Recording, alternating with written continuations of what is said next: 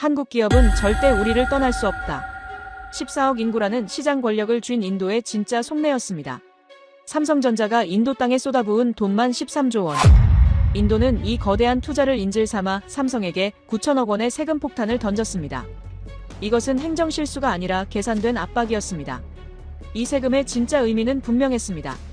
시장을 줄 테니 핵심 기술을 내놔라. 13조 원을 볼모로 벌인 이 오만한 도박은 과연 인도의 뜻대로 끝났을까요? 지금 바로 공개합니다. 어디서 듣고 계신가요? 구독과 좋아요 잊지 마세요. 회의실 문이 열리자마자 라훌 메논이 던진 보고서가 책상 위로 미끄러져 들어왔습니다. 삼성전자 인도법인 투자 현황 13조 원이라는 숫자가 첫 페이지에 박혀 있었죠. 저는 그 숫자를 보는 순간 알았습니다. 이 기업은 이제 선택권이 없다는 것을요. 뉴델리 아침 공기는 늘 뿌였지만 그날따라 더 답답하게 느껴졌던 건 제가 이미 다음 카드를 머릿속에 그리고 있었기 때문입니다. 관세율 조정안, 그건 단순한 세금 정책이 아니라 한 나라의 산업 지형을 바꾸는 전략 무기였습니다. 안녕하세요. 저는 아르빈 싱입니다. 인도 재무부 국장이라는 직함을 달고 있지만 저는 스스로를 단순한 세무관료라고 생각해 본 적이 없습니다. 세금은 도구일 뿐이에요. 제가 설계하는 건 숫자가 아니라 산업의 미래였죠. 케임브리지에서 경제학을 전공하고 돌아온 뒤 저는 늘 한 가지 질문을 품고 살았습니다. 왜 인도는 14억 인구를 가지고도 제조업 강국이 되지 못했는가? 답은 명확했어요. 우리는 시장만 제공했지 기술을 요구하지 않았던 겁니다. 인도에서 만들기. 모디 총리가 2014년 내건 이 슬로건을 대부분은 홍보 문구로 받아들였습니다. 하지만 저는 달랐어요. 이건 명령이었죠. 인도에서 팔고 싶다면 인도에서 만들어라. 인도 시장에서 이익을 취하고 싶다면 인도 땅에 뿌리를 내려라. 그게 제가 해석한 국가 전략의 본질이었습니다. 관세는 그 전략을 실현하는 가장 효율적인 수단이었고요. 세금은 사람들이 생각하는 것처럼 단순히 돈을 거두는 장치가 아닙니다. 그건 행동을 유도하는 신호예요. 관세를 올리면 기업은 선택지를 받게 되죠. 세금을 내거나 아니면 공장을 짓거나. 삼성은 후자를 택했습니다. 노이다 공장, 13조 원 규모의 투자. 세계 최대 스마트폰 생산 시설이 인도 땅에 들어서는 순간 저는 확신했어요. 이 정도 묻어놓은 기업은 떠날 수 없다고요. 철수 비용이 너무 크고 시장 포기는 더 큰 손실을 의미했습니다. 삼성뿐이 아니었죠. 애플, 샤오미, 비보, 오포. 수많은 글로벌 브랜드가 인도 공장을 세웠습니다. 언론은 이를 성공 사례라고 불렀고 전 세계는 인도의 제조업 부상을 이야기했어요. 하지만 저는 만족하지 못했습니다. 왜냐하면 그들이 인도에 가져온 건 공장이었지 기술이 아니었으니까요. 매주 화요일 오전 저는 재무부 전략회의를 주재합니다. 그 자리에서 각 산업별 관세 효과를 점검하고 다음 분기 정책 방향을 논의하죠. 어느 화요일이었을 겁니다. 라훌 메논이 노트북을 열어 보이며 말했어요. 스마트폰 생산은 늘었지만 핵심 부품 수입은 줄지 않았다고요. 화면, 배터리, 카메라 모듈, 프로세서 모두 해외에서 들어왔습니다. 인도 공장에서 벌어지는 일은 결국 조립에 불과했던 거예요. 완제품을 만들지만 기술은 없는 구조, 그건 제가 원했던 미래가 아니었습니다. 그날 회의실 창밖으로 뉴델리 스카이라인이 보였습니다. 빌딩들이 솟아오르고 있었지만 저는 알았어요. 저 건물들 속에서 작동하는 기술 중 인도가 만든 게 얼마나 될까요? 우리는 소비하는 나라였지 창조하는 나라가 아니었습니다. 그 순간 제 머릿속에서 한 가지 계산이 시작됐어요. 조립을 넘어서 제조로, 제조를 넘어서 기술로. 관세 정책을 한 단계 더 진화시켜야 한다는 결론이었습니다. 삼성의 13조 투자는 제 계산의 가장 중요한 상수였습니다. 이 정도 자산을 묻어놓은 기업은 압박에 취약하죠. 협상 테이블에서 우위를 점할 수 있는 구조였어요. 시장 규모는 또 다른 무기였습니다. 14억 인구, 세계에서 가장 빠르게 성장하는 소비 시장. 어떤 기업도 인도를 포기할 순 없었습니다. 저는 이 두 가지 요소를 조합하면서 생각했어요. 우리에게 필요한 건 더 이상 공장이 아니라 기술 생태계라고요. 그리고 그 생태계는 시장의 중력으로 끌어당길 수 있다고 믿었습니다. 인도에서 만들기는 단계가 있어야 했습니다. 1단계는 조립 공장 유치, 2단계는 부품 현지화, 3단계는 핵심 기술 이전. 저는 우리가 이미 2단계 후반에 와 있다고 판단했어요. 이제 다음 도약이 필요한 시점이었죠. 관세는 그 도약을 위한 스프링이 될 수 있었습니다. 적절한 압박은 기업의 행동을 바꾸고 바뀐 행동은 산업 구조를 재편하죠. 저는 스스로 산업 설계자라고 생각했습니다. 세금 징수자가 아니라 국가 전략의 실행자였어요.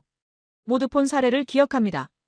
2007년 인도 정부는 보드폰에 역사상 최대 규모의 세금을 부과했죠. 보드폰은 격렬히 저항했지만 결국 협상 테이블로 돌아왔어요. 노키아도 마찬가지였습니다. 한때 인도 휴대폰 시장을 장악했던 그 기업도 세무 분쟁 끝에 결국 인도 정부 앞에 고개를 숙였습니다. 역사는 반복됐고 저는 그 패턴을 정확히 이해하고 있었어요. 글로벌 기업들은 처음엔 저항하지만 결국 타협합니다. 왜냐하면 떠나는 것보다 남는 게 이익이니까요. 삼성도 다르지 않을 거라고 확신했습니다. 13조라는 숫자는 철수 불가능의 증명이었어요. 노이다 공장은 이미 가동 중이었고 수천 명의 인력이 고용되어 있었으며 공급망이 구축되어 있었습니다. 이 모든 걸 포기하고 떠날 기업은 없죠. 더군다나 인도 시장의 성장성을 고려하면 삼성에게 인도는 포기할 수 없는 전략 거점이었습니다. 저는 책상 위에 놓인 투자 보고서를 다시 펼쳐보며 생각했어요. 이건 단순한 투자가 아니라 인질이라고요. 재무부 복도를 걸을 때마다 저는 벽에 걸린 모디 총리 사진을 봅니다. 그 아래 새겨진 문구, 인도에서 만들기. 누군가에겐 슬로건이지만 저에겐 임무였어요. 인도를 제조 거점으로 만들고 나아가 기술 허브로 진화시키는 것. 그 임무를 수행하기 위해 저는 관세라는 도구를 쥐고 있었고 삼성이라는 목표물이 사정거리 안에 들어와 있었습니다. 다음 단계는 명확했어요. 압박을 가하고 선택지를 제시하고 결과를 기다리는 것. 시장은 결국 합리적으로 움직인다는 게 제 신념이었습니다. 인도에서 돈을 벌고 싶다면 인도에서 만들어라. 이 문장이 제 모든 정책의 기반이었습니다. 그리고 이제 그 문장에 한 줄을 더할 시간이었죠. 인도에서 만들고 싶다면 인도의 기술을 내놓아라. 저는 다음 회의 안건을 머릿속으로 정리하기 시작했습니다. 통신장비, 특히 무선장치라는 부품에 주목할 필요가 있었어요.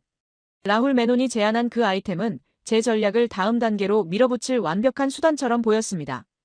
그 무선장치라는 부품이 제 책상 위에 올라온 건 다음 주 월요일이었습니다. 라훌 메논이 가져온 기술 보고서는 생각보다 두꺼웠어요. 5세대 이동통신망 구축 현황, 핵심 부품 수입 의존도, 현지 생산 가능성 분석. 페이지를 넘길수록 저는 한 가지 사실을 확인했습니다. 인도의 통신망은 빠르게 확장되고 있지만 그 속을 채우는 기술은 전부 해외에서 들어오고 있다는 것을요. 무선장치, 기지국과 안테나를 연결하는 그 작은 상자 하나가 연간 수조 원어치씩 수입되고 있었죠. 저는 그 숫자들을 보면서 오래된 불만이 다시 고개를 들었습니다. 조립만으로는 부족하다는 생각이요. 스마트폰 공장이 늘어날 때도 같은 감정을 느꼈어요. 겉보기엔 화려했죠. 삼성, 애플, 샤오미의 인도 공장 준공식마다 언론은 제조업 강국의 탄생을 외쳤습니다. 하지만 저는 알았어요. 그 공장들이 실제로 하는 일은 부품을 조립해서 상자에 담는 것뿐이라는 걸요. 디스플레이는 한국에서, 프로세서는 대만에서, 카메라 모듈은 일본에서 들어왔습니다. 인도 땅에서 벌어지는 건 결국 마지막 단계였어요. 기술이 남지 않는다는 게 가장 큰 문제였습니다. 공장은 언제든 다른 나라로 옮길 수 있지만 기술은 다르죠. 기술이 뿌리내리면 엔지니어가 생기고 연구소가 생기고 생태계가 만들어집니다. 그때서야 진짜 제조업 국가가 되는 거예요. 하지만 인도에는 그런 뿌리가 없었습니다. 우리는 여전히 조립기지에 머물러 있었고 핵심 기술은 늘 다른 나라 손에 쥐어져 있었죠. 제가 관세 정책을 통해 바꾸고 싶었던 건 바로 이 구조였습니다. 라훌 메논은 실무자답게 구체적인 숫자를 좋아하는 사람이었습니다. 그는 무선장치 수입 통계를 화면에 띄우며 설명했어요. 지난 3년간 수입량이 매년 40%씩 증가했고 올해만 3조 원어치가 넘어왔다고요. 그런데 그중 인도에서 제조된 건 단 하나도 없었습니다. 전부 완제품으로 들어왔죠. 삼성, 노키아, 에릭슨 같은 통신장비 업체들은 인도를 그저 판매 시장으로만 봤어요. 만들 생각은 없었던 겁니다. 저는 라훌에게 물었습니다. 왜 이 부품들은 인도에서 만들어지지 않느냐고요. 그의 대답은 예상했던 것이었어요. 기술 장벽이 높고 투자 비용이 크고 무엇보다 기업들이 굳이 그럴 필요를 못 느낀다는 거였죠. 현재 관세율은 부품과 완제품 모두 10%였습니다. 차이가 없으니 기업 입장에선 본국 공장에서 만들어 들여오는 게 훨씬 편했어요. 품질 관리도 쉽고 공급망도 익숙하고 위험 부담도 적었으니까요. 하지만 그건 인도의 이익이 아니었습니다. 라훌은 조심스럽게 말을 꺼냈습니다. 만약 이 무선장치를 완제품으로 재분류하면 어떻겠느냐고요.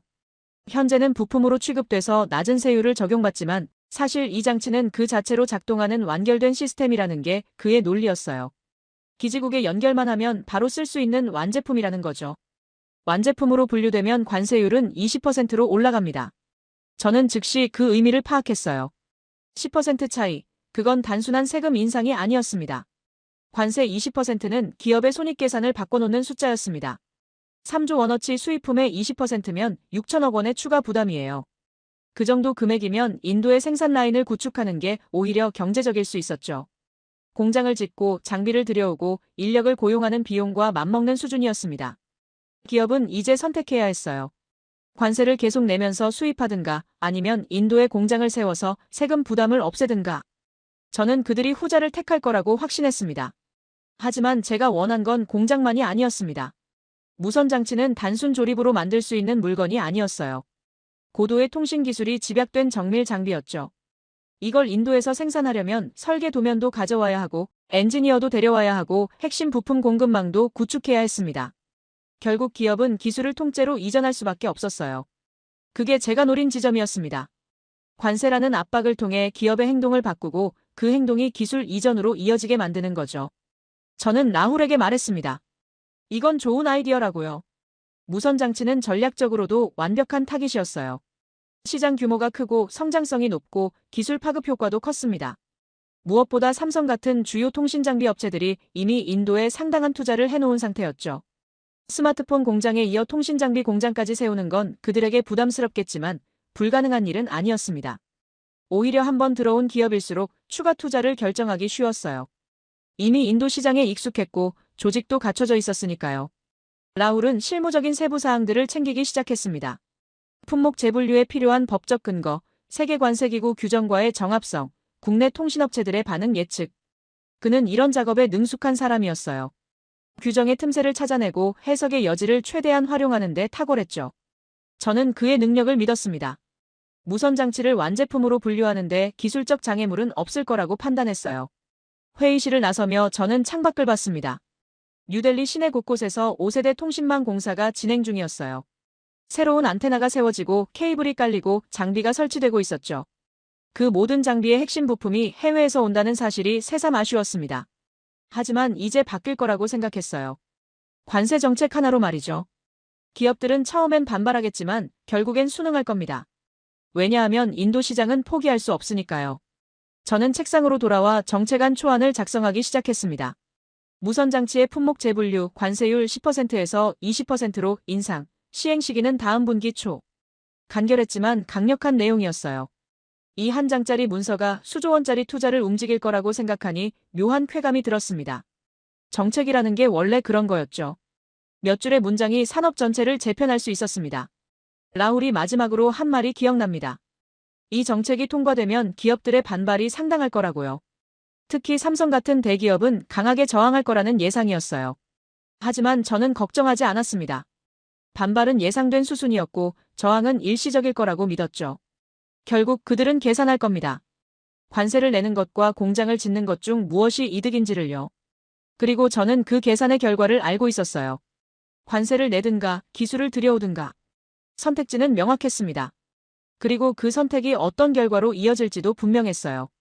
인도에 기술이 들어오는 겁니다. 공장만이 아니라 설계 능력, 제조 노하우, 엔지니어링 역량까지 통째로요. 이건 세금 정책이 아니었습니다. 기술 이전을 강제하는 스위치였죠. 그리고 저는 지금 그 스위치를 켤 준비를 하고 있었습니다.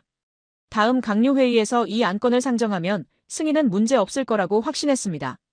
인도에서 만들기의 다음 단계, 인도의 기술을 남기기가 곧 시작되는 순간이었습니다. 정책안은 예상대로 통과됐습니다.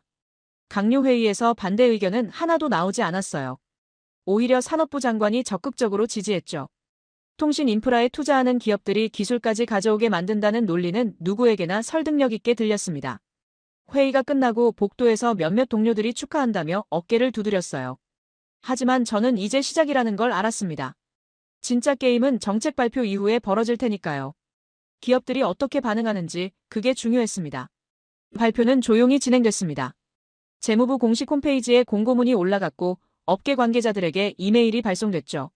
무선 통신 장치의 품목 재분류 및 관세율 조정 안내.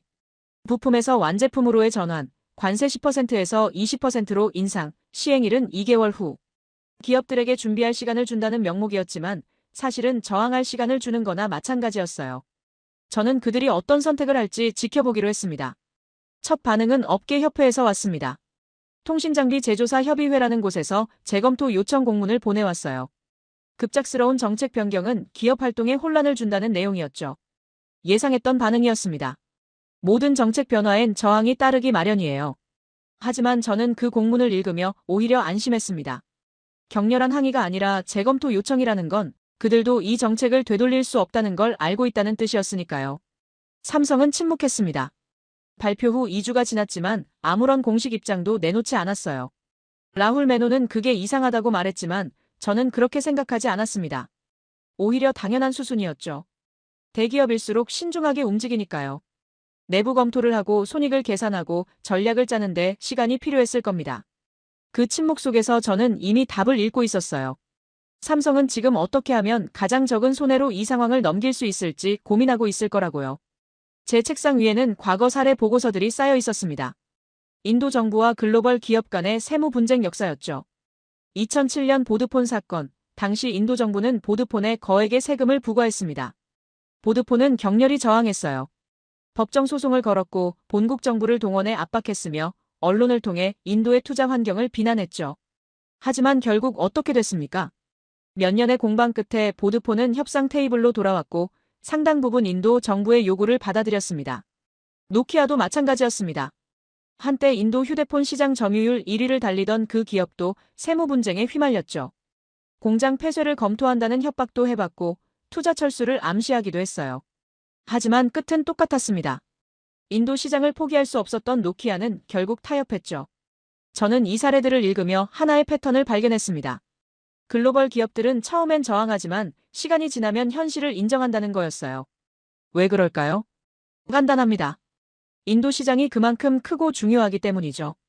14억 인구, 매년 두 자릿수로 성장하는 통신 시장, 아시아 최대의 소비 잠재력.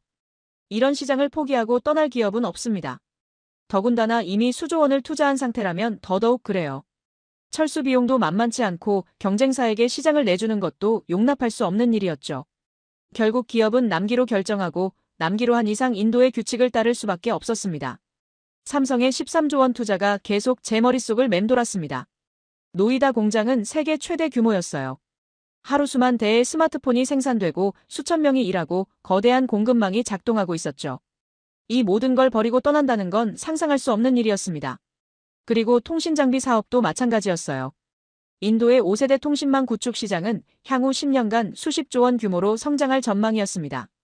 이 파일을 포기할 기업은 없을 거라고 확신했죠. 외신 기사들이 나오기 시작했습니다.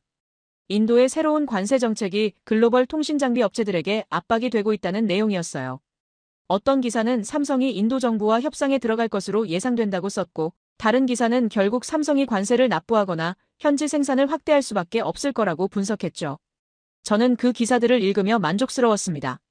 언론도 전문가들도 모두 같은 결론을 내리고 있었어요. 삼성은 결국 인도의 요구를 받아들일 것이라고요. 라훌 메논이 제 사무실로 들어왔습니다. 삼성 측에서 비공식 접촉을 요청했다는 소식을 가져왔어요. 정책에 대한 설명을 듣고 싶다는 명목이었지만 저는 그 의도를 알았습니다. 협상 가능성을 타진하려는 거였죠. 저는 라훌에게 말했습니다. 만나주되 우리 입장은 명확히 해야 한다고요. 이건 협상 대상이 아니라 이미 결정된 정책이라는 걸 분명히 하라고요. 하지만 동시에 대안도 제시하라고 했습니다. 인도의 생산시설을 구축하면 관세 부담을 피할 수 있다는 사실을요. 제 머릿속에선 이미 그림이 그려지고 있었습니다. 삼성이 처음엔 저항하겠지만 내부 검토를 거치면서 결론에 도달할 거라고요. 관세를 계속 내는 것보다 공장을 짓는 게 장기적으론 이득이라는 결론이요. 그리고 일단 공장을 짓기로 하면 기술 이전은 자연스럽게 따라올 수밖에 없었습니다. 무선 장치는 단순 조립품이 아니었으니까요. 설계 능력, 제조 노하우, 품질 관리 시스템까지 모두 필요했죠. 결국 삼성은 기술을 통째로 가져올 거라고 확신했습니다. 사무실 창밖으로 뉴델리의 저녁 노을이 보였습니다. 도시 곳곳에서 불빛이 켜지기 시작했어요. 그 불빛들 뒤에서 작동하는 통신망, 그 망을 구성하는 수많은 장비들. 머지않아 그 장비들이 인도에서 만들어질 거라는 생각이 들었습니다. 단순히 조립되는 게 아니라 설계되고 제조되는 거죠. 인도의 엔지니어들이 그 기술을 배우고 인도의 기업들이 그 역량을 축적하게 될 겁니다. 그게 제가 원했던 미래였어요. 동료 한 명이 물었습니다. 만약 삼성이 정말로 인도를 떠나면 어쩌냐고요. 저는 웃으며 대답했습니다. 떠날 테면 떠나보라고요. 하지만 그들은 떠나지 않을 거라고 확신한다고 말했죠. 13조를 묻어놓고 떠날 기업은 없습니다. 14억 시장을 포기할 기업도 없어요. 결국 그들은 남을 겁니다. 그리고 남기로 한 이상 우리의 규칙을 따라야 했죠. 이건 협상이 아니었습니다. 이미 승부는 결정되어 있었어요. 그날 밤 집으로 돌아가는 차 안에서 저는 생각했습니다. 시장은 결국 합리적으로 움직인다고요.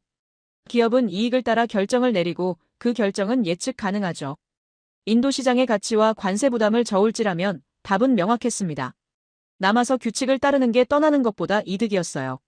그리고 저는 바로 그 계산을 믿었습니다. 삼성의 침묵은 고민의 시간이었고 고민 끝에는 수용이 올 거라고 확신했죠. 관세 정책은 단순히 세금을 걷는 도구가 아니었습니다. 그건 기업의 행동을 설계하는 장치였어요. 압박을 가하고 선택지를 제시하고 결과를 유도하는 거죠. 저는 지금 그 장치를 완벽하게 작동시키고 있다고 믿었습니다.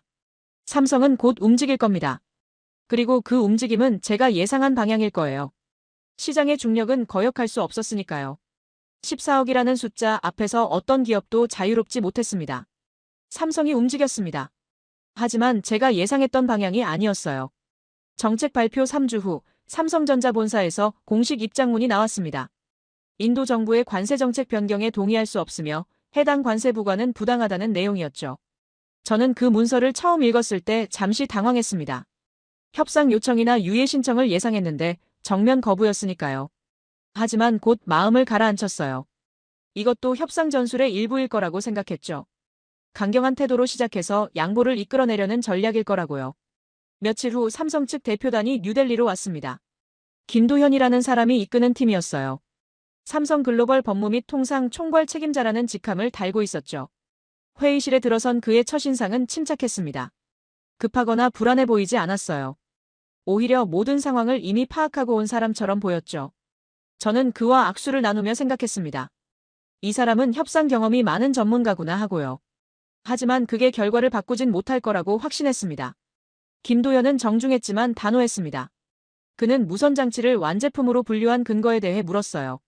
세계관세기구의 품목 분류 기준에 따르면 이 장비는 부품에 해당한다는 게 그의 주장이었죠. 기술적 문서들을 꺼내 보이며 설명했습니다.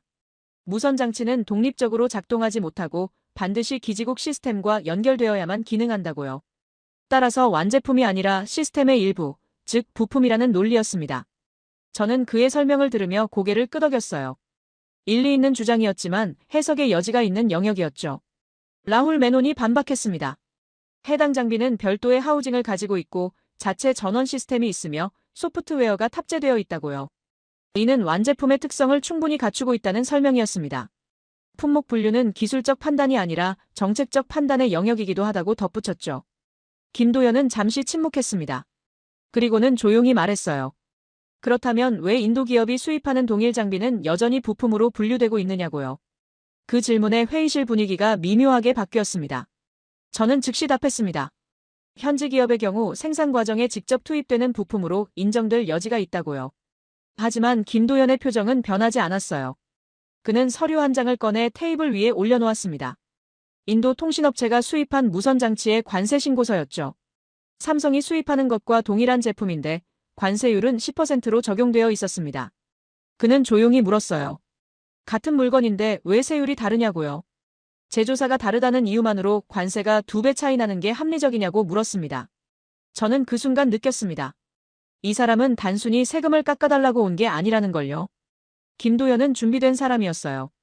그는 정책의 허점을 이미 파악하고 왔고 그걸 토대로 싸울 준비가 되어 있었죠.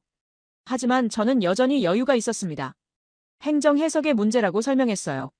개별 케이스마다 적용 기준이 다를 수 있다고요. 중요한 건 앞으로의 방향이지 과거 사례가 아니라고 말했습니다. 김도현은 고개를 끄덕였지만 동의하는 표정은 아니었어요. 오히려 그의 눈빛은 더 날카로워졌습니다. 회의는 2시간 넘게 이어졌습니다. 김도현은 계속해서 질문했고 저희는 계속해서 답했죠. 기술적 근거, 법적 타당성, 정책 목적. 모든 각도에서 논쟁이 벌어졌어요. 하지만 핵심은 단순했습니다. 삼성은 이 관세가 부당하다고 주장했고 저희는 정당하다고 맞섰죠. 회의가 끝날 무렵 김도현이 마지막으로 물었습니다. 협상 가능성이 있느냐고요. 저는 명확히 답했습니다. 정책은 이미 결정되었고 시행될 것이라고요. 다만 인도의 생산시설을 구축한다면 관세 부담을 피할 수 있다고 덧붙였죠. 김도연은 잠시 생각하는 듯 했습니다. 그리고는 말했어요. 검토해보겠다고요. 하지만 그의 목소리에는 확신이 없었습니다. 저는 그게 긍정적 신호라고 받아들였어요. 결국 그들도 선택지가 제한적이라는 걸 깨닫고 있다는 뜻이었으니까요. 회의를 마치고 그들이 나간 후 라훌 메논이 물었습니다. 어떻게 될 것 같으냐고요. 저는 웃으며 대답했습니다. 결국 그들은 받아들일 거라고요. 시간이 필요할 뿐이라고 말했죠. 하지만 2주 후 온 답변은 예상과 달랐습니다. 삼성은 관세 납부도 생산시설 구축도 하지 않겠다고 통보해왔어요. 대신 이 정책의 부당성을 공식적으로 제기하겠다는 내용이었죠. 법적 검토를 거쳐 적절한 조치를 취하겠다는 문구가 포함되어 있었습니다. 저는 그 문서를 읽으며 처음으로 불쾌함을 느꼈어요. 이건 협상 전술이 아니었습니다. 진짜 거부였죠. 동료들과 긴급회의를 소집했습니다. 삼성의 대응을 어떻게 해석해야 하는지 논의했어요. 누군가는 그들이 시간을 끌고 있는 것뿐이라고 했고 다른 이는 압박을 더 강화해야 한다고 주장했죠. 하지만 저는 다른 생각이 들었습니다. 혹시 우리가 뭔가 놓친 게 있는 건 아닐까 하는 의문이었어요. 13조 투자, 14억 시장, 이 모든 계산이 맞는데 왜 삼성은 굴복하지 않는 걸까요? 라훌 메논이 보고서를 가져왔습니다. 김도현이라는 사람에 대한 배경 조사였어요. 글로벌 통상 분쟁 전문가이고 여러 나라 정부와 협상 경험이 많으며 특히 원칙을 중시하는 스타일이라는 내용이었죠. 그는 단기적 손실을 감수하더라도 장기적 기준을 지키려는 경향이 있다고 했습니다. 저는 그 보고서를 읽으며 생각했어요. 어쩌면 이 사람은 다른 계산을 하고 있는 건 아닐까 하고요. 김도연의 거부는 단순한 협상 전술이 아니었습니다. 그는 이 정책을 관세 인상이 아니라 기술 이전 강요로 보고 있었어요. 그리고 그게 국제규범에 어긋난다고 판단했죠. 한번 수용하면 선례가 되고 선례가 되면 다른 나라들도 똑같은 방식을 쓸 거라는 계산이었습니다. 9천억 원의 문제가 아니라 앞으로 10년의 기준 문제라는 논리였죠. 저는 처음으로 불안을 느꼈어요. 이 사람은 시장 논리가 아니라 원칙의 논리로 움직이고 있었습니다. 그의 메시지는 명확했습니다. 이번에 내면 다음은 더 클 거라는 거였죠. 삼성은 지금 당장의 손해보다 미래의 기준을 지키려 하고 있었어요. 저는 회의실 창밖을 바라보며 생각했습니다. 과연 그들이 얼마나 버틸 수 있을까? 14억 시장 앞에서 원칙만으로 얼마나 견딜 수 있을까요? 회의실에서 동료 한 명이 물었습니다. 그래도 결국 그들은 인도를 떠날 수 없지 않느냐고요. 저는 고개를 끄덕였지만 예전만큼 확신이 서지 않았습니다. 김도현이라는 변수가 제 계산을 흔들고 있었어요. 그는 떠날 수 없다는 걸 알면서도 굴복하지 않을 준비가 되어 있었죠. 마치 장기전을 각오한 것처럼 보였습니다. 저는 책상에 앉아 삼성의 투자 보고서를 다시 펼쳤습니다. 13조 원, 노이다 공장, 수천 명의 인력. 숫자는 여전히 명확했어요. 하지만 김도연은 이 숫자들을 다르게 읽고 있었습니다. 투자가 클수록 더 버텨야 한다는 논리였죠. 지금 굴복하면 그 13조가 인질이 되고 앞으로 계속 같은 방식으로 압박당할 거라는 계산이었어요. 저는 처음으로 제 논리에 의문을 품었습니다. 과연 시장의 중력만으로 충분할까요? 하지만 여전히 저는 믿었습니다. 시간이 지나면 결국 현실을 받아들일 거라고요. 기업은 이상이 아니라 이익으로 움직이니까요. 김도현이 아무리 원칙을 주장해도 손실이 계속되면 타협할 수밖에 없을 겁니다. 저는 그렇게 스스로를 다독였어요.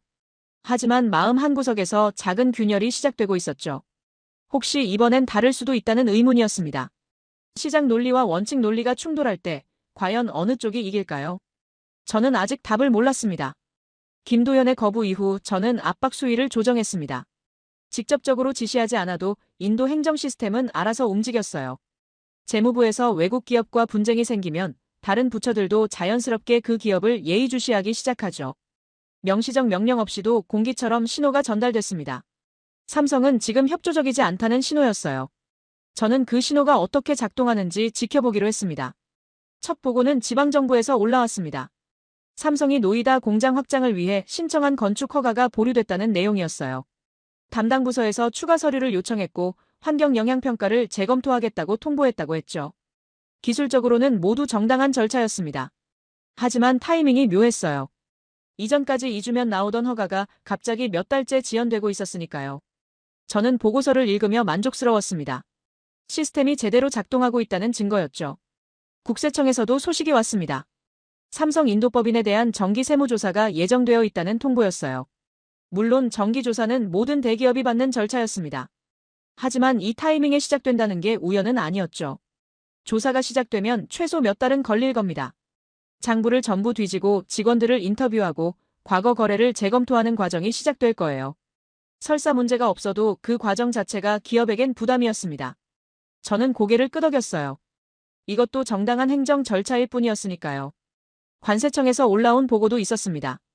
삼성의 부품 수입 통관 절차에서 서류 미비 사례가 증가하고 있다는 내용이었어요. 품목 분류가 모호한 경우가 많아 추가 검증이 필요하다고 했죠. 통관이 지연되면 생산 라인에 차질이 생기고 납기를 못 맞추면 거래처와 문제가 생길 겁니다.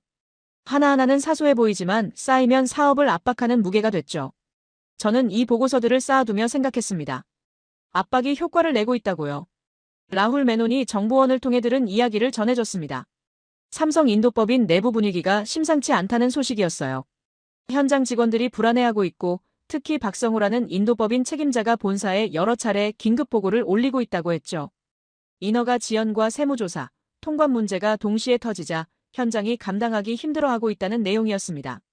저는 그 말을 듣고 속으로 웃었어요. 드디어 균열이 시작됐구나 싶었죠.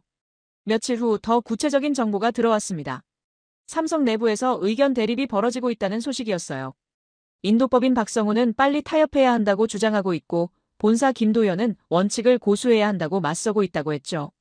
현장과 본사의 온도 차이가 커지고 있다는 얘기였습니다. 저는 이 정보를 매우 중요하게 받아들였어요. 기업 내부가 분열되면 결국 현실론이 이긴다는 게 제 경험이었으니까요. 현장의 압박이 본사의 원칙을 무너뜨릴 거라고 확신했습니다. 정보원이 전한 박성호의 말이 인상적이었습니다.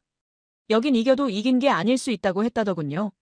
법정에서 승리해도 인도에서 사업하는 한 행정적 압박은 계속될 거라는 두려움이었죠. 인허가, 세무, 통관, 이 모든 영역에서 공무원의 재량은 광범위했습니다. 눈에 보이지 않는 방식으로 기업을 압박할 수 있었어요. 박성호는 그걸 알고 있었고 그래서 두려워하고 있었습니다. 저는 그의 공포가 합리적이라고 생각했어요.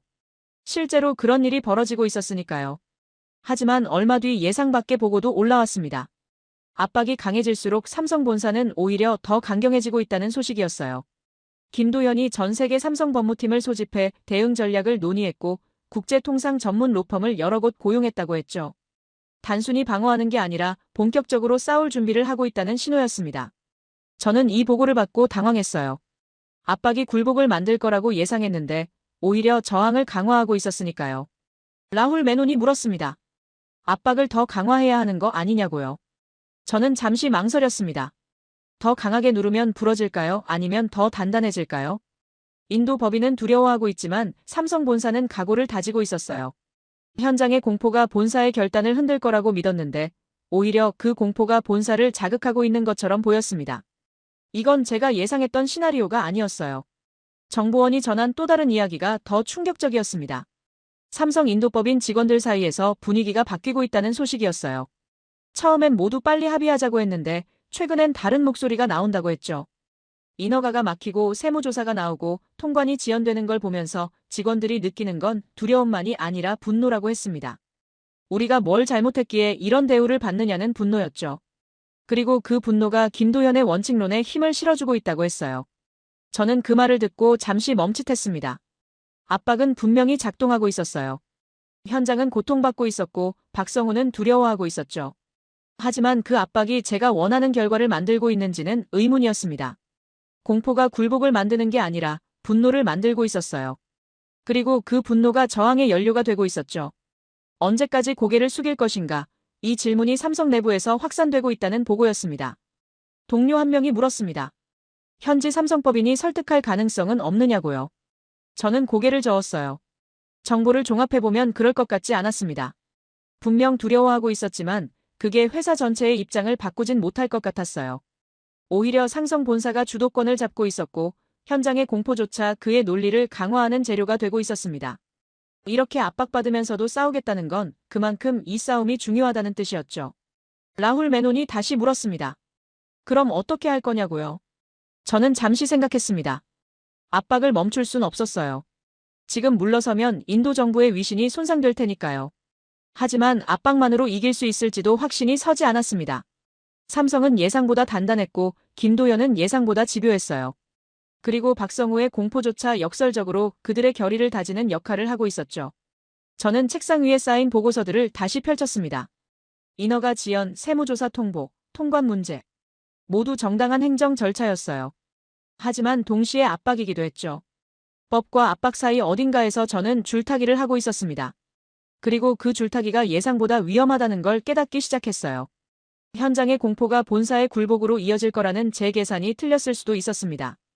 오히려 그 공포가 더 강한 저항을 만들고 있었으니까요. 밤늦게 사무실을 나서며 저는 생각했습니다. 이 싸움이 제가 예상했던 것보다 훨씬 복잡하다는 걸요. 시장 논리와 원칙 논리가 충돌하고 현장의 공포와 본사의 결의가 뒤엉키고 압박과 분노가 서로를 키우고 있었습니다. 저는 여전히 이길 거라고 믿었지만 이제 확신의 무게가 예전 같지 않았어요. 박성호의 두려움은 진짜였지만 그 두려움만으로는 충분하지 않았습니다. 삼성은 두려워하면서도 싸우고 있었고 그게 가장 위험한 상대였습니다. 압박이 예상대로 작동하지 않는다는 불안감 속에서 저는 다음 수를 고민하고 있었습니다. 그런데 상황이 급변했어요. 삼성 측에서 공식 문서를 보내왔습니다. 제목부터 심상치 않았죠. 인도 관세 정책의 차별적 적용에 대한 이해 제기였습니다. 저는 그 문서를 펼치며 생각했어요. 또 법률적 논쟁을 벌이려는 건가 싶었죠. 하지만 첫 페이지를 넘기자마자 제 예상이 틀렸다는 걸 알았습니다. 이건 단순한 이해 제기가 아니었어요. 문서에는 관세 신고서 사본들이 첨부되어 있었습니다. 같은 무선 장치를 수입한 여러 케이스의 신고서였죠. 삼성이 수입한 경우엔 관세율 20%가 적용되어 있었고 인도 현지 통신업체가 수입한 동일 제품엔 10%가 적용되어 있었습니다. 제조사 모델명까지 똑같았어요. 스펙도 용도도 모든 게 동일했죠. 단 하나만 달랐습니다. 누가 수입하느냐였어요. 저는 서류를 보며 불쾌함을 느꼈습니다. 이건 우리 내부 자료였는데 어떻게 입수한 거죠? 더 당황스러운 건 그 다음이었습니다. 문서는 단순히 차별 사례를 나열하는데 그치지 않았어요. 각 케이스마다 법적 근거가 부재함을 지적하고 세계관세기구의 품목 분류 기준에 비추어 볼 때 이런 차별적 적용은 명백한 규범 위반이라고 주장했습니다. 더 나아가 이건 단순한 행정 실수가 아니라 외국 기업을 표적으로 한 의도적 차별이라고 명시했죠. 저는 문서를 읽으며 화가 났습니다. 표적이라니, 이건 정당한 정책 집행일 뿐이었어요. 라훌 메논을 불렀습니다. 그에게 물었어요. 왜 같은 물건에 다른 세율이 적용됐느냐고요. 라훌은 당황한 표정이었습니다. 현지 기업의 경우 생산 목적 수입으로 분류되어 부품 세율을 적용했고 삼성은 재판매 목적으로 보고 완제품 세율을 적용했다고 설명했죠. 저는 물었습니다. 그 기준이 명확하냐고요. 라훌은 망설였어요. 해석의 여지가 있다고 인정했습니다. 저는 그 순간 알았어요. 우리가 실수했다는 걸요. 사실 저는 알고 있었습니다. 품목 재분류 과정에서 일부 애매한 부분이 있다는 걸요. 같은 물건이라도 수입자의 용도에 따라 다르게 분류할 여지가 있었죠. 하지만 그게 외국 기업에만 불리하게 적용되면 얘기가 달라졌어요. 의도하지 않았다 해도 결과적으론 차별이 됐습니다. 그리고 삼성은 지금 바로 그 지점을 공격하고 있었어요. 감정이 아니라 증거로, 항의가 아니라 규칙으로 싸우기 시작한 겁니다. 동료 회의를 소집했습니다. 삼성의 문서를 공유하고 대응 방안을 논의했어요. 누군가는 이건 행정 재량의 문제라고 주장했고 다른 이는 기준을 명확히 재정비하자고 제안했습니다. 하지만 핵심은 그게 아니었어요. 이미 차별이 발생했다는 증거가 나왔고 삼성은 그 증거를 들고 다음 단계로 갈 준비를 하고 있었죠. 제가 우려한 건 삼성이 이 문제를 국제 무대로 가져갈 가능성이었습니다. 며칠 후 제 우려는 현실이 됐습니다. 삼성이 세계관세기구에 정식 이의를 제기했다는 소식이 들어왔어요. 인도 관세당국의 차별적 품목 분류 관행에 대한 시정 요청이었습니다. 저는 그 소식을 듣고 당혹스러웠어요. 일이 예상보다 훨씬 빠르게 그리고 크게 번지고 있었죠. 이제 이건 인도 정부와 삼성 사이의 문제가 아니었습니다. 국제 규범과 국가 주권의 문제가 되어버렸어요. 삼성의 전략이 보이기 시작했습니다. 그들은 처음부터 이 싸움을 감정의 영역에서 규칙의 영역으로 옮기려 했던 거예요. 압박에 굴복하는 대신 차별의 증거를 모으고 있었죠. 인허가가 막히고 세무조사가 나올 때도 그들은 단순히 두려워하기만 한 게 아니었습니다. 패턴을 기록하고 증거를 쌓고 논리를 구축하고 있었어요. 그리고 이제 그 모든 걸 국제 무대에 내놓은 겁니다. 제가 가장 불쾌했던 건 삼성이 우리의 논리를 뒤집어 사용하고 있다는 점이었습니다. 저희는 시장 권력으로 기업을 압박했어요. 13조 투자와 14억 시장을 근거로 삼았죠. 하지만 삼성은 국제규범으로 국가를 압박하기 시작했습니다. 세계관세기구 규정과 차별금지 원칙을 근거로 삼았어요. 권력 대 권력의 싸움에서 규범 대 관행의 싸움으로 구도가 바뀐 겁니다. 라훌 메논이 물었습니다. 세계관세기구에서 어떻게 대응할 거냐고요. 저는 잠시 생각했습니다. 우리에게도 논리는 있었어요. 품목 분류는 각국 관세당국의 고유 권한이고 개별 케이스의 특성에 따라 다르게 적용될 수 있다고 주장할 수 있었죠. 하지만 문제는 증거였습니다. 삼성이 제시한 관세 신고서들은 명백했어요. 같은 물건, 다른 세율. 이걸 합리적으로 설명하기가 쉽지 않았습니다. 외교부에서 연락이 왔습니다. 세계관세기구 건으로 각국 대사관에서 문의가 들어오기 시작했다는 소식이었어요. 인도의 관세 정책이 차별적이라는 삼성의 주장에 대해 입장을 묻는 거였죠. 저는 그제야 상황의 심각성을 실감했습니다. 이건 단순히 한 기업과의 분쟁이 아니었어요. 인도의 통상 정책 전반에 대한 신뢰 문제로 비화되고 있었습니다. 제 책상 위에 쌓인 서류들을 다시 봤습니다. 정책 초안, 법적 검토 의견, 각 부처 협의 문서. 모두 완벽해 보였어요. 하지만 삼성이 찾아낸 건 서류가 아니라 현실이었습니다. 실제로 관세가 어떻게 적용됐는지, 누가 혜택을 받고 누가 불이익을 받았는지. 그 현실 앞에서 우리의 논리는 설득력을 잃고 있었죠. 동료 한 명이 말했습니다. 차라리 기준을 통일하면 되지 않느냐고요. 모든 무선장치에 20%를 적용하든지 아니면 모두 10%로 낮추든지 하자고 했어요. 저는 고개를 저었습니다. 이미 늦었어요. 차별이 발생한 시점부터 지금까지의 기록은 지울 수 없었죠. 그리고 기준을 바꾼다는 건 우리가 틀렸다는 걸 인정하는 셈이었습니다. 그건 인도 정부의 위신에 타격을 줄 거예요. 며칠 후 또 다른 소식이 들어왔습니다. 한국 정부가 공식적으로 개입했다는 얘기였어요. 한국통상당국이 세계관세기구에 인도의 관세 정책에 대한 검토를 요청했다고 했죠. 이제 삼성 대 인도가 아니라 한국 대 인도의 구도가 되어버렸습니다. 국가 간 통상 분쟁으로 격상된 겁니다. 저는 이 소식을 듣고 처음으로 두려움을 느꼈어요. 제가 설계했던 시나리오는 단순했습니다. 관세 압박 기업 굴복 기술 이전. 하지만 실제로 벌어진 일은 달랐어요. 관세 압박 차별 증거 국제 분쟁. 김도현이라는 사람은 저와 전혀 다른 게임을 하고 있었습니다. 저는 시장의 중력을 믿었지만 그는 규범의 힘을 믿었죠. 저는 기업을 압박했지만 그는 국가 신뢰를 문제 삼았습니다. 라훌 메논이 조심스럽게 물었습니다. 협상 여지가 있지 않겠느냐고요. 세계관세기구까지 가기 전에 합의할 수 있지 않겠느냐고 했어요. 저는 잠시 고민했습니다. 협상은 가능했어요. 삼성에게 양보하고 관세를 낮추고 차별을 시정하면 됐죠. 하지만 그건 패배를 인정하는 거나 마찬가지였습니다. 인도에서 만들기라는 전략, 관세로 기술을 끌어오겠다는 구상, 이 모든 게 무너지는 거였어요. 저는 창밖을 바라봤습니다. 뉴델리의 오후 햇살이 뿌옇게 들어왔어요. 며칠 전까지만 해도 저는 이 싸움에서 이길 거라고 확신했습니다. 시장 권력은 거역할 수 없다고 믿었죠. 하지만 이제 상황이 바뀌었습니다. 삼성은 시장을 떠날 수 없지만 그렇다고 굴복하지도 않았어요. 대신 싸움의 무대를 바꿔버렸죠. 인도 땅에서 세계 무대로, 권력의 영역에서 규범의 영역으로요. 제 머릿속에 김도현의 말이 떠올랐습니다. 이번에 내면 다음은 더 클 거라는 그의 논리요. 저는 그때 그 말을 단순한 변명으로 들었어요. 하지만 이제 이해가 됐습니다. 그는 9천억 원을 지키려는 게 아니었어요. 앞으로 수십 년간 적용될 기준을 만들려 했던 겁니다. 한번 차별을 증명하면 그게 선례가 되고 선례는 규칙이 되죠. 그리고 그 규칙은 인도만의 문제가 아니라 전 세계의 문제가 될 거였습니다. 저는 책상 위의 문서를 다시 펼쳤습니다. 삼성이 제출한 차별 증거들이었어요. 같은 물건, 다른 세율. 이 단순한 사실 하나가 제 모든 전략을 위협하고 있었습니다. 시장의 중력보다 강한 게 있다는 걸 처음 알았어요. 규범의 무게였죠. 그리고 그 무게는 이제 제 어깨 위로 내려앉고 있었습니다. 라훌이 다시 물었습니다. 세계관세기구에 뭐라고 답변할 거냐고요. 저는 잠시 침묵했습니다. 솔직히 확신이 서지 않았어요. 우리가 옳다고 주장할 수 있을까요? 아니면 차별을 인정하고 시정해야 할까요? 어느 쪽을 선택하든 대가가 있었습니다. 전자는 국제 신뢰를 잃는 것이고 후자는 정책 실패를 인정하는 거였죠. 저는 답을 내리지 못한 채 말했습니다. 일단 법무팀 의견을 들어보자고요. 하지만 속으로는 알고 있었어요. 이 싸움의 주도권이 이미 넘어갔다는 걸요.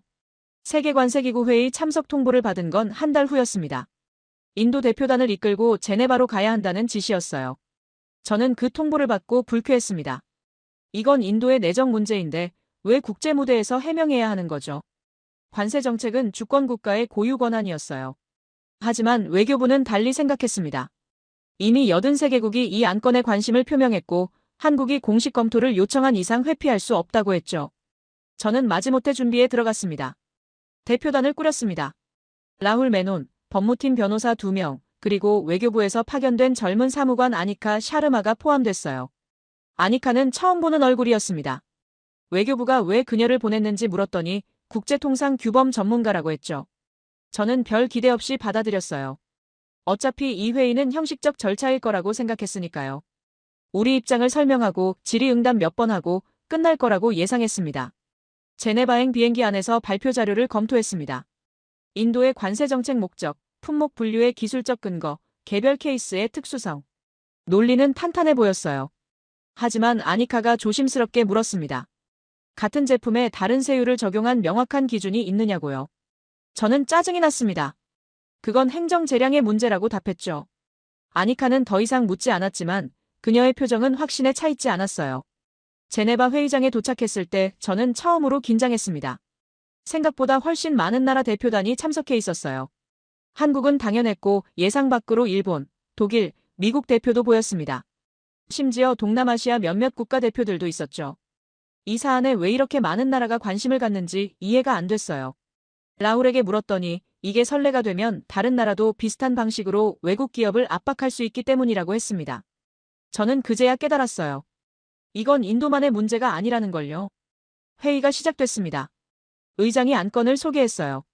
인도의 무선통신장치 관세 분류 정책에 대한 검토였죠. 한국 대표가 먼저 발표했습니다. 그들은 차분하게 증거를 제시했어요. 동일 제품의 관세 신고서, 기술 사양서, 제조사 인증서. 모든 자료가 한 가지를 증명했습니다. 같은 물건이라는 사실이요. 그런데 인도는 수입자에 따라 다른 세율을 적용했다고 지적했죠. 저는 그 발표를 들으며 불편했습니다. 마치 우리가 잘못을 저지른 것처럼 말하고 있었으니까요. 제 차례가 왔습니다. 저는 준비한 자료를 펼쳤어요. 인도의 산업정책 목표를 설명했습니다. 제조업 육성이 국가 전략이고 관세는 그 수단이며 품목 분류는 정책 목적에 따라 달라질 수 있다고 주장했죠. 무선 장치가 생산 공정에 투입되는 부품인지 재판매를 위한 완제품인지는 맥락에 따라 판단해야 한다고 강조했습니다. 발표를 마쳤을 때 저는 꽤 설득력 있게 말했다고 생각했어요. 하지만 질문이 시작되자 분위기가 달라졌습니다. 독일 대표가 먼저 손을 들었어요. 그는 정중했지만 날카로웠습니다. 생산 목적과 재판매 목적을 구분하는 명확한 기준이 문서화되어 있느냐고 물었죠. 저는 대답했습니다. 관세 당국의 개별 판단에 따른다고요. 독일 대표가 다시 물었어요. 그렇다면 왜 인도 기업은 모두 부품으로 분류되고 외국 기업은 완제품으로 분류되느냐고요. 우연치고는 패턴이 너무 명확하지 않느냐고 했습니다. 일본 대표도 질문했습니다. 제품의 기술적 사양이 동일한데 수입자가 다르다는 이유만으로 품목 분류가 달라지는 게 세계관세기구 규정에 부합하느냐고 물었어요. 저는 반박했습니다. 품목 분류는 제품 자체뿐 아니라 용도도 고려해야 한다고 주장했죠. 하지만 일본 대표는 고개를 저었습니다. 용도는 사후 활용의 문제이지 품목 분류의 기준이 될 수 없다고 반박했어요. 미국 대표의 질문이 가장 곤혹스러웠습니다. 그는 단도직입적으로 물었어요. 이 정책의 진짜 목적이 제조업 육성입니까? 아니면 외국 기업에 대한 기술 이전 강요입니까? 저는 순간 당황했습니다. 그건 너무 직설적인 질문이었어요. 저는 부인했죠. 이건 정당한 산업정책이라고 강조했습니다. 하지만 미국 대표는 계속 밀어붙였어요. 그렇다면 왜 현지 기업은 예외를 받느냐고, 이건 명백한 차별 아니냐고 물었습니다. 회의장 분위기가 제게 불리해지고 있었습니다. 저는 필사적으로 설명했어요. 14억 인구, 급성장하는 시장, 제조업 육성의 필요성. 하지만 그런 말들은 회의장에서 힘을 발휘하지 못했습니다. 여기엔 시장도 없고 인구도 없었어요. 오직 규칙만 있었죠. 그리고 그 규칙 앞에서 제 논리는 설득력을 잃고 있었습니다. 휴식 시간에 아니카가 조용히 말했습니다. 상황이 좋지 않다고요. 각국 대표들이 인도의 설명을 신뢰하지 않는 것 같다고 했어요. 특히 차별 패턴이 너무 명확해서 우연이나 행정 재량으로 설명하기 어렵다고 했죠. 저는 짜증이 났습니다. 그럼 어떻게 하라는 거냐고 물었어요. 아니카는 망설이다 말했습니다. 차별을 인정하고 시정 방안을 제시하는 게 나을 수도 있다고요. 저는 화를 냈습니다. 그건 패배를 인정하는 거라고요. 오후 세션이 재개됐습니다. 이번엔 더 많은 나라에서 질문이 쏟아졌어요. 같은 질문이 반복됐습니다. 같은 물건인가? 왜 세율이 다른가? 기준이 뭔가? 저는 같은 답변을 반복했죠. 하지만 반복할수록 제 목소리는 힘을 잃어갔습니다. 회의장의 시선이 느껴졌어요. 그들은 제 말을 믿지 않고 있었죠. 한국 대표가 마지막 발언을 했습니다. 그는 차분하게 말했어요. 이 사안의 핵심은 간단하다고요. 제품이 같은가 다른가? 만약 같다면 세율도 같아야 한다고 했죠. 만약 다르다면 인도 정부가 그 차이를 기술적으로 증명해야 한다고 강조했습니다. 그리고 지금까지 인도는 그 증명을 하지 못했다고 지적했어요. 저는 그 말을 들으며 무력감을 느꼈습니다. 그가 옳았으니까요. 회의가 끝나고 회의장을 나서는데 아니카가 말했습니다. 이 싸움이 생각보다 크다고요.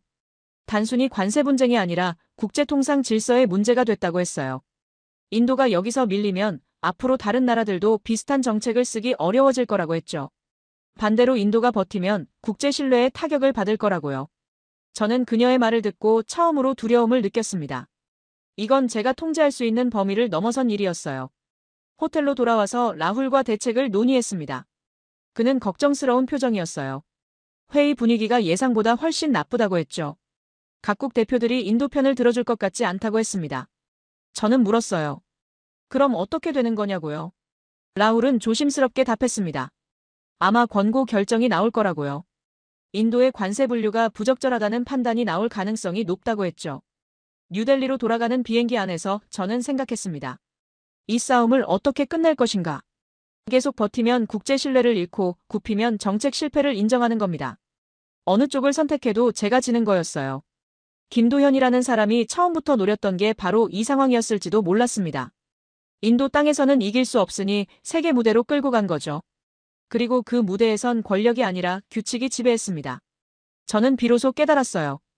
이 게임에서 저는 애초에 불리한 위치에 있었다는 걸요. 세계관세기구의 최종회의 소집 통보를 받은 건 제네바에서 돌아온 지 한 달 후였습니다.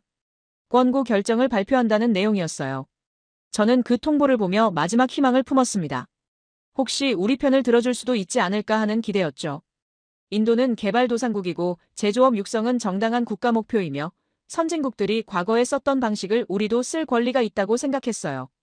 하지만 비행기에 오르는 순간 그 희망이 얼마나 허약한지 알고 있었습니다. 이번엔 대표단이 더 컸습니다. 재무부 차관까지 함께했어요. 이 사안의 중요성을 정부가 인식하고 있다는 신호였죠. 하지만 저는 그게 오히려 불길하게 느껴졌습니다. 큰 인물이 온다는 건 큰 결과를 예상한다는 뜻이었으니까요. 차관은 비행기 안에서 저에게 물었어요. 승산이 어떻냐고요? 저는 솔직히 답할 수 없었습니다. 모르겠다고 말하는 대신 최선을 다하겠다고 답했죠. 제네바 회의장은 지난번보다 더 많은 사람들로 가득했습니다. 83개국 대표가 참석했다는 안내를 들었어요. 저는 그 숫자에 압도당했습니다. 83개국이요. 거의 전 세계가 이 문제에 관심을 갖고 있다는 뜻이었죠. 회의장에 들어서자 한국 대표단이 보였습니다. 김도현도 있었어요. 그는 저를 보고 가볍게 고개를 숙였습니다. 적대적이지 않은 그저 예의를 갖춘 인사였죠. 하지만 저는 그 인사조차 불쾌했습니다. 마치 이미 이긴 사람의 여유처럼 느껴졌으니까요. 의장이 회의를 시작했습니다. 지난 회의 이후 각국에서 제출한 의견서를 검토했고 기술위원회의 분석도 완료됐다고 했어요. 이제 최종 결론을 발표하겠다는 말이었죠. 저는 긴장했습니다. 손에 땀이 났고 심장이 빠르게 뛰었어요. 옆에 앉은 라훌 메논도 경직된 표정이었습니다. 아니카는 노트를 펼쳐놓고 펜을 쥐고 있었지만 그녀의 손도 미세하게 떨리고 있었죠. 의장이 문서를 읽기 시작했습니다. 차분하고 건조한 목소리였어요. 감정이 전혀 없는 그저 사실만 진술하는 음조였죠. 첫 번째 질문, 인도가 분류한 무선 장치가 기술적으로 동일한 제품인가? 기술위원회의 답변은 명확했습니다. 제조사 모델명, 기술 사양, 작동 방식 모두 동일하다고요. 두 번째 질문, 용도의 차이가 품목 분류를 달리할 정당한 근거가 되는가? 위원회의 답변은 부정이었습니다. 용도는 수입 후 활용 방식이며 세관 통과 시점의 분류 기준이 될 수 없다고 했죠. 저는 그 말들을 들으며 점점 숨이 막혔습니다. 하나하나가 제 논리를 무너뜨리고 있었어요. 제가 주장했던 모든 근거가 기술위원회의 냉정한 분석 앞에서 설득력을 잃고 있었습니다. 세 번째 질문, 인도의 관세 적용 방식이 차별에 해당하는가? 저는 이 질문의 답을 듣기가 두려웠습니다. 의장은 잠시 멈췄어요. 그리고는 말했습니다. 동일 제품에 대해 수입자에 따라 다른 세율을 적용한 것은 명백한 차별이라고요. 차별이라는 단어가 회의장에 울렸습니다. 저는 그 순간 모든 게 끝났다는 걸 알았어요. 차별이 인정되면 시정이 필요하고 시정은 곧 우리 정책의 철회를 의미했습니다. 의장은 계속 읽었어요. 인도 정부가 제시한 산업정책 목적은 이해할 수 있으나 그 목적이 차별적 관세 적용을 정당화할 수 없다고 했죠. 국가의 정책 주권은 존중되지만 국제통상규범의 테두리 안에서 행사되어야 한다고 강조했습니다. 의장이 최종 권고안을 발표했습니다. 인도는 무선통신장치에 대한 관세 분류를 재검토해야 한다고요. 동일 제품에 대해서는 동일한 세율이 적용되어야 하며 현재의 차별적 관행은 시정되어야 한다고 했죠. 구체적으로 해당 장비는 부품으로 분류되는 게 적절하며 완제품 세율 20%가 아닌 부품 세율 10%를 적용해야 한다고 권고했습니다. 아니, 더 정확히는 차별을 시정하려면 0%로 낮춰야 한다는 의견도 포함되어 있었어요. 저는 그 순간 아무 말도 할 수 없었습니다.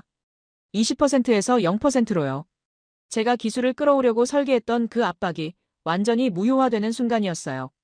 관세를 내든가 기술을 들여오든가 하라던 제 논리가 국제기준 앞에서 붕괴되고 있었습니다. 의장은 말을 이었어요. 이 권고안은 83개국 중 77개국의 동의를 얻었다고요. 압도적 다수였습니다. 의장이 인도 대표단에게 발언 기회를 줬습니다. 차관이 일어났어요. 하지만 그가 할 수 있는 말은 많지 않았습니다. 인도 정부는 이 권고를 심각하게 받아들이겠다고 내부 검토를 거쳐 적절한 조치를 취하겠다고 말했죠. 저항도 반박도 없었어요. 이미 게임은 끝났으니까요. 차관이 앉자 라훌이 제게 속삭였습니다. 이제 어떻게 하느냐고요. 저는 대답하지 못했습니다. 입이 열리지 않았어요. 회의가 끝나고 회의장을 나서는데 김도현과 마주쳤습니다. 그는 말했어요. 좋은 결과가 나왔다고 생각한다고요. 이제 양측 모두 규칙에 따라 움직일 수 있게 됐다고 했습니다. 저는 그에게 아무 말도 하지 않았어요. 할 말이 없었으니까요.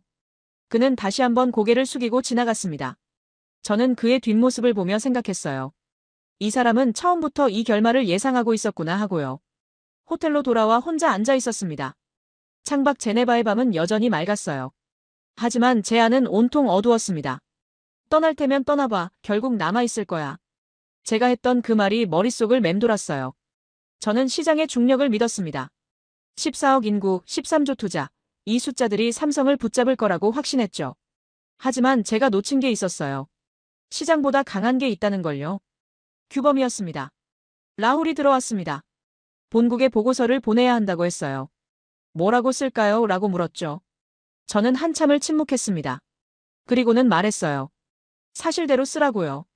우리가 졌다고 정책을 철회해야 한다고 관세를 낮춰야 한다고 보고하라고 했습니다. 라훌은 놀란 표정이었어요. 아직 검토 여지가 있지 않느냐고 물었죠. 저는 고개를 저었습니다. 없어요. 77개국이 동의한 권고를 인도 혼자 거부할 순 없었습니다. 아니카가 조용히 말했습니다. 이 사건이 선례가 될 거라고요. 앞으로 어떤 나라도 관세를 이용해 차별적으로 외국 기업을 압박하기 어려워질 거라고 했어요. 시장 권력으로 기술을 강탈하는 시대가 끝났다고 했습니다. 저는 그녀의 말을 듣고 씁쓸하게 웃었어요. 그래요, 시대가 끝났죠. 그리고 저는 그 끝나는 시대의 마지막을 지켜본 사람이 됐습니다. 뉴델리로 돌아오는 비행기 안에서 저는 계속 생각했습니다. 제가 뭘 잘못한 걸까요? 전략이 틀렸을까요? 아니면 시대를 잘못 읽은 걸까요? 보드폰도 노키아도 결국 굴복했는데 왜 삼성은 달랐을까요? 그리고 답을 찾았어요. 달라진 건 삼성이 아니라 세상이었습니다. 과거엔 시장 권력이 통했지만 이제는 규범이 더 강했어요. 과거엔 국가가 기업을 압박할 수 있었지만 이제는 국제사회가 국가를 견제했습니다. 재무부로 출근한 첫날 복도를 걸었습니다. 벽에 걸린 모디 총리 사진이 보였어요. 그 아래 새겨진 문구, 인도에서 만들기. 저는 그 문구를 보며 생각했습니다. 우리는 여전히 만들고 싶어 해요. 기술도 갖고 싶고 제조업도 키우고 싶죠. 하지만 방법이 틀렸습니다. 압박으로는 안 됐어요. 차별로도 안 됐고요. 이제는 다른 방식을 찾아야 했습니다. 책상에 앉아 서류를 펼쳤습니다. 관세율 조정안 철회 문서였어요. 무선통신장치의 세율을 20%에서 10%로, 아니 궁극적으로는 0%로 낮추는 내용이었죠. 제가 올렸던 세율을 제 손으로 다시 내리는 순간이었습니다. 펜을 들었지만 한동안 서명하지 못했어요. 이 서명은 단순한 정책 변경이 아니었습니다. 제 전략의 실패를 공식적으로 인정하는 행위였으니까요. 결국 저는 서명했습니다. 다른 선택지가 없었어요. 서명을 마치고 펜을 내려놓는 순간 이상하게도 마음이 가벼워졌습니다. 졌다는 걸 인정하니 더 이상 싸울 필요가 없었죠. 압박도 계산도 전략도 이제 의미가 없었어요. 게임은 끝났고 승자는 정해졌으며 저는 그저 결과를 받아들이면 됐습니다. 창밖을 바라봤습니다. 뉴델리의 오후 햇살이 뿌옇게 들어왔어요. 도시는 여전히 움직이고 공장은 여전히 돌아가고 삼성도 여전히 인도에 남아있을 겁니다. 하지만 이제 그들은 제 압박 때문이 아니라 시장 기회 때문에 남을 거예요. 기술도 강요가 아니라 협력으로 가져올 겁니다. 제가 원했던 결과는 아니지만 어쩌면 더 나은 방식일지도 몰랐습니다. 저는 더 이상 아무 말도 하지 않았습니다. 동료들이 물어도 언론이 취재 요청을 해도 저는 침묵했어요. 할 말이 없었으니까요. 시장의 권력으로 기술을 길들이려 했던 제 계산은 83개국의 판단 앞에서 무너졌습니다. 그리고 그 무너진 자리에는 침묵만 남았습니다.